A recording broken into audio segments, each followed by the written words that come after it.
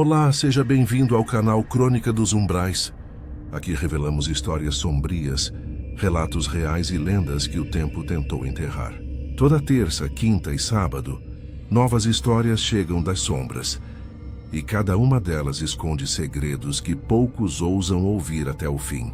Então já se inscreva, ative o sininho e prepare-se, porque o que você vai ouvir agora não é apenas uma história. É um eco daquilo que habita entre o mistério e o proibido. Então, vamos começar. Olá, Crônica dos Umbrais. Esse relato mergulha em uma dor antiga e eu ainda respiro fundo antes de tocar nesse assunto. Não foi um motivo só. Foi uma combinação de coisas que foram quebrando meus apoios, um a um, até não restar nenhum. Tudo começou dentro de casa. A violência era um membro da família. Não só a física, que dói e depois some, mas aquela outra, que rói a alma, o abandono afetivo, a humilhação constante. Eu me senti um estorvo desde criança. Minha mãe bebia toda hora, comida não tinha, mas a bebida dela não podia faltar. Já meu pai, ela nem sabe quem é. Ela disse que eu nasci em uma festa regada a drogas e álcool e muita promiscuidade. Ela sempre disse que eu fui um erro, pois não podia me mandar morar com meu pai, já que naquele dia ela dormiu com 16 caras. Eu tinha irmãos, mas nunca os conheci, e eu fui a última cria dela que ela não tinha para quem deixar. Aos 16, achando que o problema era eu, já que ela vivia jogando isso na minha cara, cresci achando que isso era verdade, e então achei que em outro lugar seria diferente. Fugi, achei que era liberdade. Era só o início da queda. Caí nas mãos de um homem que repetiu, em outras cores, o mesmo desprezo. Ele, além de tudo, depois que cansou de me usar, me vendia para os amigos idosos dele. Eu não queria, mas se eu me recusasse eu apanharia muito, como já aconteceu outras vezes. Cansada disso e muito machucada, consegui reunir coragem para sair, mas já estava grávida. E aí veio o golpe mais fundo.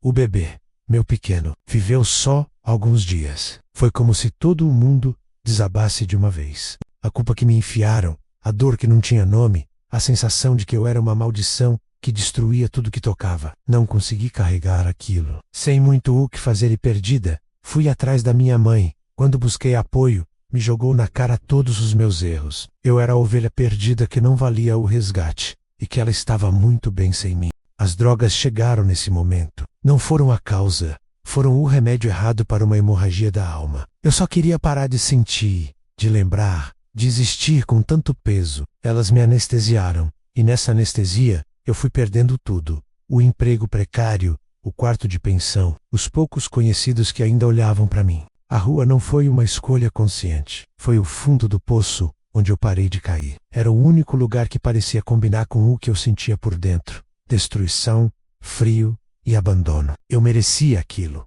Pelo menos era o que minha cabeça martelava todos os dias. 20 anos não são só 20 anos de sobrevivência. São 20 anos de sentença cumprida por um crime que eu não cometi, que foi o de não ser amada, nem protegida, nem vista. Por isso, quando me perguntam o que me levou para as ruas, a resposta não é uma palavra só.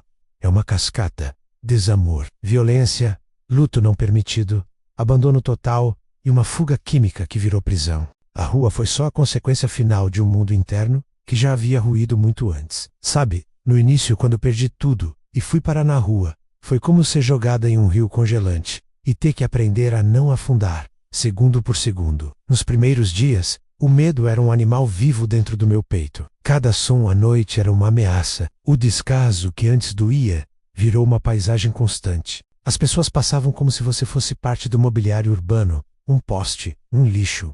Isso, no começo, era humilhante. Depois, virou uma espécie de capa de invisibilidade. Você começa a achar que realmente não existe. A primeira grande batalha foi o corpo. Aprender onde podia usar um banheiro, onde conseguir água para beber e, mais raro ainda, para lavar o rosto. A fome é uma dor que vira um zumbido baixo, constante. Você aprende a comer o que encontra. Quando encontra, a dignidade do corpo é a primeira a se perder. O cheiro, a sujeira nas roupas, a pele áspera, os cabelos embaraçados. Você se olha em um vidro de loja e não reconhece o reflexo. Aquele não é mais você, é uma sobrevivente. A droga, que antes era um refúgio, virou a dona dos meus dias. Tudo girava em torno dela.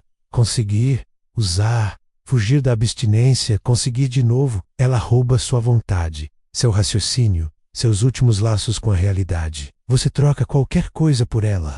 Seu corpo, sua segurança, seus poucos pertences. A violência vira rotina. Você é agredida, roubada, violada. E em muitos momentos, você nem sente raiva, só um vazio profundo, como se aquilo fosse apenas mais uma coisa que você merecia. Tudo vira rotina, e um novo estilo de vida mesmo sendo sofrido. Você se não tira sua própria vida, aprende a não ligar para agressão nenhuma. A solidão na rua é uma das coisas mais paradoxais. Você está sempre cercada de gente, de barulho, de movimento, mas é uma solidão absoluta. Você não tem um nome, não tem um passado, não tem um futuro. Você é só mais um corpo ocupando um espaço público. Os outros moradores de rua viram, às vezes, uma espécie de família distorcida. A solidariedade, você divide um pedaço de pão, avisa de um perigo, mas também há competição, traição, desespero. Ninguém confia plenamente em ninguém, porque todos estão no limite. O tempo perde o significado. Os dias se amontoam. Uma semana, um mês, um ano, vão se perdendo. Você entra em um estado de hibernação da alma. Só importa o agora, o básico, não passar frio demais, encontrar algum abrigo na chuva, matar a fome, aliviar a dor da abstinência. Você vê famílias passando, vê pessoas com pressa, com destinos, e aquilo parece um filme de um mundo inalcançável. Você já não pertence mais a ele. Você é um fantasma de si mesma, habitando os mesmos lugares, mas em uma dimensão paralela de pura sobrevivência. Foram 20 anos nesse estado de suspensão. Não era uma vida, era uma lenta erosão de tudo que um dia foi humano dentro de mim. Até que o próprio corpo e a mente, exaustos, disseram: basta. E aquele basta silencioso foi o que me levou, arrastando os pés, até a porta que eu não sabia que seria a saída. Era uma época que parece de outra vida agora. Eu nem me reconheço mais naquela pessoa, e é por isso que prefiro que meu nome fique pra lá. 20 anos são muito tempo. Em Minas, o frio da serra corta a gente por dentro e por fora. Eu não vivia, eu sobrevivia. O mundo era o tamanho de um pedaço de calçada, um barraco de papelão, a próxima dose, o próximo dia. A droga não era escape, era a prisão e o descaso. O descaso era a parede contra a qual a gente batia todo dia. Virar estatística, virar paisagem invisível, virar um problema que as pessoas desviam o olhar. A dignidade vai se esfarelando migalha por migalha, até você achar que nunca a teve. O ponto de virada nunca é dramático, não tem música de fundo, é só um cansaço que pesa mais que o medo. Foi assim que eu me deixei levar até a porta de um projeto social. Não acreditava em nada, só não aguentava mais. A primeira mão estendida não foi com dinheiro, foi com um copo de café com açúcar e um bom dia que me chamou pelo nome que eu tinha quase esquecido. Aquilo me abalou mais que qualquer grosseria. Dali foi um processo lento de desconstruir a desconfiança. Era um lugar onde eu podia tomar um banho quente, mas mais importante, onde eu podia sentar, e ninguém me colocava para correr. Comecei a ajudar nas pequenas coisas, a me sentir útil. Um dia me ofereceram um caderno e um lápis. Eu ri na época, achava que meu cérebro tinha derretido junto com o resto, mas escrevi meu nome, e aquilo doeu de um jeito bom. Estudar foi como aprender a andar de novo. As letras dançavam, a concentração era uma montanha, mas eu tinha uma sede, uma fome, de algo que não era química. Cada página virada, cada tarefa concluída, era um tijolo que eu colocava de volta em um lugar que eu pensava que tinha desabado para sempre. Fiz cursos, de tudo um pouco. Aprendi a lidar com plantas. Fiz um curso de auxiliar administrativo. Cada certificado, por mais simples, era um passaporte de volta ao mundo. Arrumar um emprego foi o susto maior. O medo de falhar, de não dar conta, de ser julgada. Mas a equipe do projeto me preparou, me acompanhou. O primeiro salário, eu guardei o contra-cheque por uma semana. Olhava para ele e não acreditava. Era a prova material de que eu existia, de que era capaz. Hoje,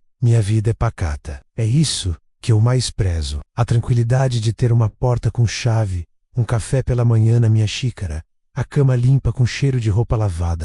Trabalho, pago minhas contas, tenho umas plantinhas na janela. A normalidade, para quem nunca a teve, é o milagre mais silencioso e bonito. Redescobrir a autonomia aos poucos. É escolher que shampoo comprar. É decidir o que fazer no sábado à tarde. Poder dizer não e sim com a consciência limpa. E a dignidade. A dignidade voltou nos gestos pequenos. É olhar no espelho e não desviar o olhar. É caminhar na rua e saber que tem um destino. É, simplesmente, pertencer de novo a mim mesma. A mulher das ruas ainda me visita nos pesadelos às vezes.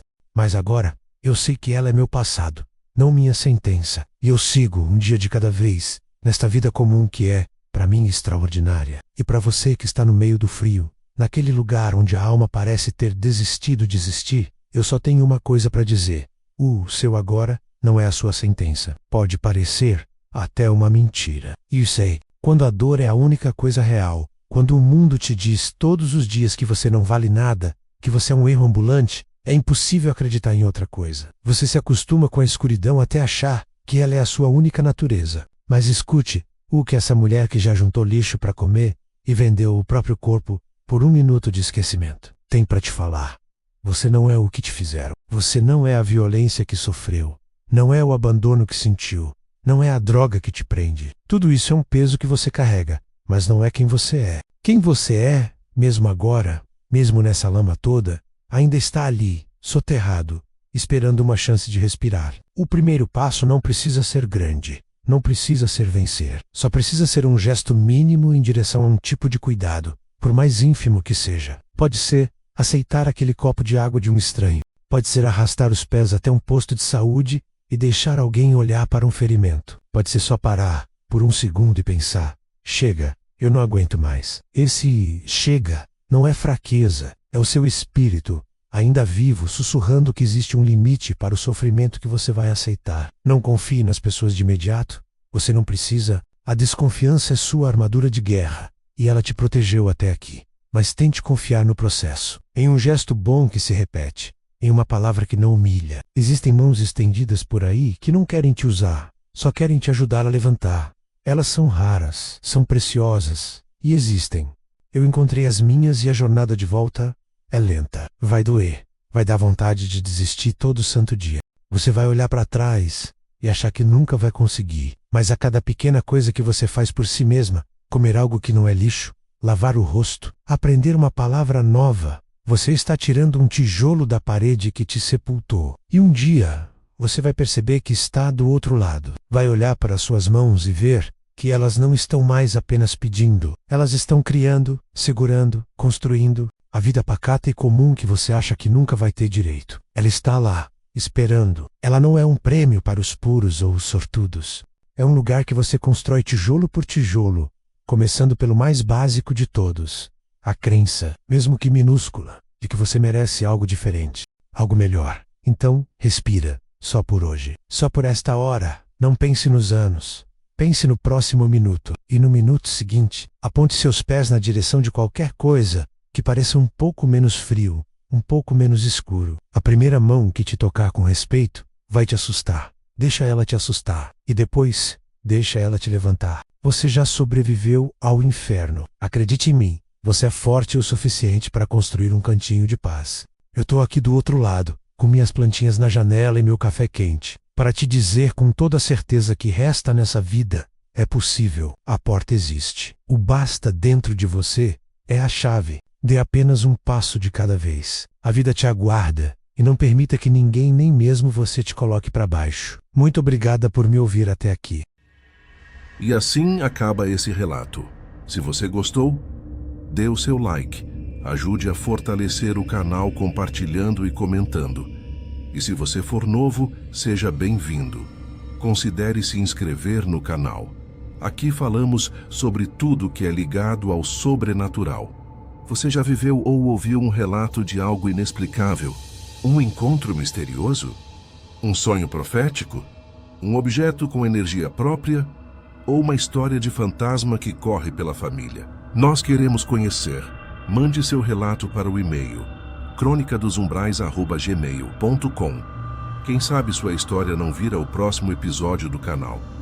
Sua voz é essencial para construir essa comunidade. Obrigado por assistirem e até a próxima.